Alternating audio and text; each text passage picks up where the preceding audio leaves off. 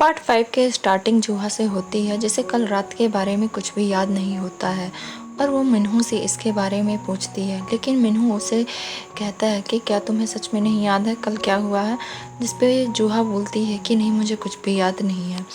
और फिर कल रात को सीन को लेके जेमिन भी पार्क से अपसेट हुई होती है और उससे कोई बात नहीं कर रही होती है। अब ये सब रेडी हो जाते हैं और अपने हॉस्टल के लिए रवाना होते हैं और रास्ते में मॉनजून जूहा से उसकी लाइकिंग और डिसलाइकिंग के बारे में पूछ रहा होता है और उससे पूछता है कि क्या तुम यहाँ से जाने के बाद फ्री हो, अगर फ्री हो तो हम दोनों मूवी देखने चलेंगे। जिस पे जूहा को सब कुछ याद आ जाता है कल क्या हुआ था और वो सोचती है कि मैं हमेशा होती थी जो इससे सारे क्वेश्चन पूछती थी, लेकिन आज मॉनजून मुझसे सारी चीज़ें पूछ रहा है, यानी कि मॉनजून मुझे पसंद करता है। कॉलेज पहुंचने के बाद जूहा मिन्हू से कन्वीनियंस स्टोर चलने को कहती है, लेकिन मिन्हू उसे मना कर देता है और इसका ये बिहेवियर जूहा को थोड़ा ऑड लगता है।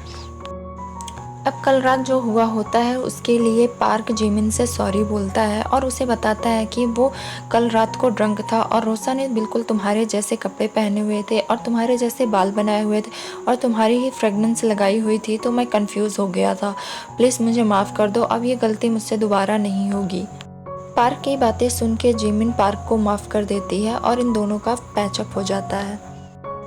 थोड़ी देर बाद पार्क को रोशा का मैसेज आता है कि उसे चीट शीट चाहिए, क्या वो उसके घर पहुंचा सकता है, जिस पे पार्क उसे बोलता है क्या मैं कल लेकर आऊं, जिस पे रोशा बोलती है कि नहीं, मुझे आज ही चाहिए। तो पार्क उसके घर उसकी चीट शीट देने चला जाता है, जहां वो देखता है कि रोशा को एक लड़का परेशान कर रहा होता है।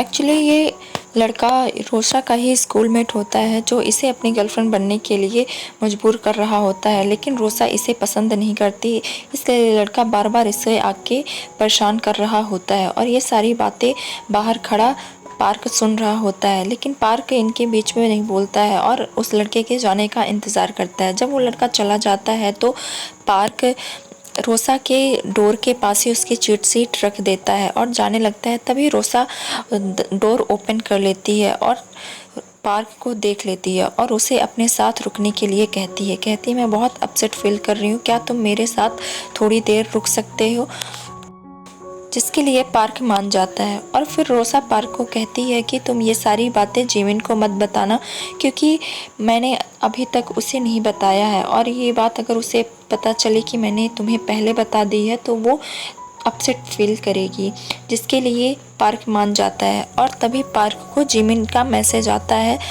कि तुम लैब में हो क्या, तो पार्क उससे झूठ बोल देता है कि मैं अभी लैब में हूँ, तुमसे थोड़ी देर बाद बात करता हूँ। अब पार्क घर जा रहा होता है और उसे छोड़ने के लिए रोसा नीचे आई हुई होती है। तभी इन दोनों को वो लड़का साथ में देख लेता है और इन दोनों की फ़ोटो लेके यूनिवर्सिटी ग्रुप में अपलोड कर देता है।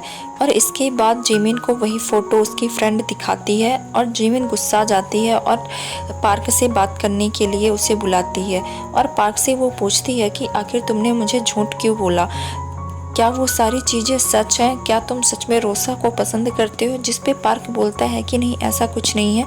लेकिन जिमिन को यकीन नहीं होता है और वो बहुत ज़्यादा अपसेट फील करती है और वहाँ पे जिमिन पार्क को बहुत सारी बातें सुनाती है और फिर उससे कहती है कि शायद हम दोनों एक दूसरे के लिए नहीं बने हैं और हमें एक दूसरे से थोड़े वक्त के लिए दूर रहना चाहिए, जिसकी ये सारी बातें पार्क सिर्फ सुनता रहता है लेकिन कुछ बोलता नहीं है।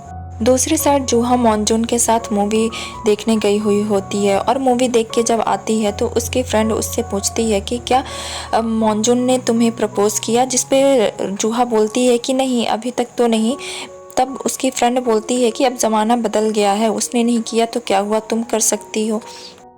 और नेक्स्ट मॉर्निंग यही बात वो मिन्हू को बताती है कि मैं अपनी फीलिंग मॉनजून से कन्फेस करने वाली हूँ, जिसकी बात सुन के मिन्हू उसे कुछ नहीं बोलता और जूहा उससे कुछ टिप मांग रही होती है, लेकिन मिन्हू बोलता है कि मुझे नहीं पता क्योंकि मैंने कभी अपनी फीलिंग किसी से नहीं कही।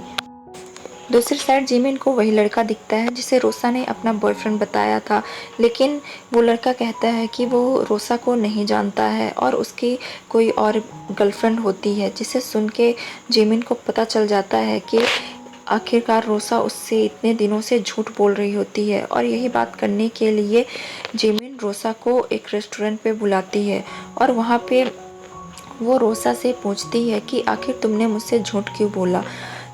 तब यहाँ पे रोसा उसे सच सच बता देती है कि वो पार्क को पसंद करती है और डे वन से वो पार्क को पसंद करती आ रही है, लेकिन वो उसका बॉयफ्रेंड निकला, इसमें उसकी कोई गलती नहीं। और मैं तो पीछे हट जाती, लेकिन पार्क भी मुझ में इंटरेस्टेड है, इसलिए मैं पीछे नहीं हट रही। जिस पे जिमिन बोलती है कि तुम झूठ बोल रही हो, पार्क सिर्फ और सिर्फ मुझे पसंद कर। और इतना बोलने के बाद वह रोसा से अपनी फ्रेंडशिप ख़त्म करके चली जाती है। रोसा से मिलने के बाद जिमिन जब हॉस्टल आती है तो वो देखती है वहाँ पे पार्क आया हुआ है, जो उसे मनाने के लिए आया हुआ होता है। और उसकी ये सारी चीज़ें और इतने एफर्ट्स देख के जिमिन मान जाती है और खुश हो जाती है और उसे लगता है कि पार्क सच में उससे बहुत प्यार करता है। हालांकि वो सैड होती है रोसा की वजह से, जिस पे पार्क उससे पूछता भी है, पर जिमिन रोसा के बारे में पार्क से कुछ नहीं कहती है। दूसरी साइड जूहा और मिन्हू अपनी म्यूज़िक प्रैक्टिस के लिए गए हुए होते हैं और म्यूज़िक प्रैक्टिस करने के बाद हमेशा की तरह अपने फेवरेट रेस्टोरेंट पे ये खाना खाने के लिए जा ही रहे होते हैं। तभी जूहा को मॉनजून की कॉल आ जाती है और वो कहता है कि आखिर तुम कहाँ हो, मुझे तुमसे मिलना है, मैंने बहुत दिनों से तुम्हें देखा नहीं है। तभी मिन्हू बोलता है कि नहीं, तुम मॉनजून से मिलने चले जाओ, मेरे साथ तो तुम रोज़ ही जाती हो। और इसकी बात सुनते ही जूहा खुश हो जाती है और मॉनजून से मिलने चली जाती है। जूहा मॉनजून से पूछती है कि आखिर तुम इतने दिनों तक कहाँ थे, जिस पे मॉनजून बोलता है कि अपने दोस्तों के कहने पे मैं एक ब्लाइंड डेट पे गया था, मेरा मन तो नहीं था पर उनके फोर्स करने पे मैं गया था। जिस पे जूहा बोलती है कि अगर तुम्हारा मन नहीं था तो तुम ना भी कर सकते थे। जिसमें मॉनजून कहता है कि नहीं, मुझे किसी को जेलस फील कराना था, इसलिए मैं गया था। जिस पे जूहा शर्माते हुए कुछ नहीं कहती है।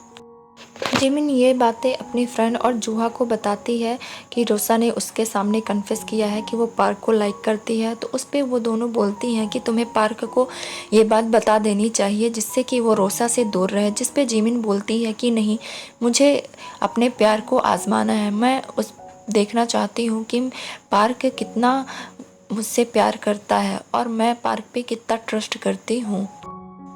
अब दूसरी सुबह होती है और आज पार्क का बर्थडे होता है, जिस पे जिमिन उसे मैसेज करती है कि बस स्टॉप पे मुझे 5 बजे मिलना।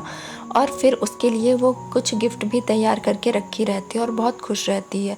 और उसी तरह रोसा भी पार्क को मैसेज करके बुलाती है कि कहती है कि मुझे तुम्हें कुछ गिफ्ट देना है तो तुम मेरे से ज़रूर मिलना।